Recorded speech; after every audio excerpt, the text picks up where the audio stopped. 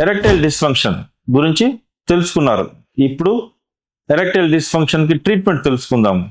Treatment తెలుసుకోవడానికి ముందు ముఖ్యమైన కారణాలు కనుక్కోవాలి. అనగా రక్త ప్రసరణ ఎలా ఉంది, హార్మోన్ లోపం ఏమన్నా ఉందా, లేక యాంగ్జైటీ అండ్ డిప్రెషన్ వల్ల ఈ అంగస్తంభన సమస్య ఏర్పడిందా అని తెలుసుకుంటాం.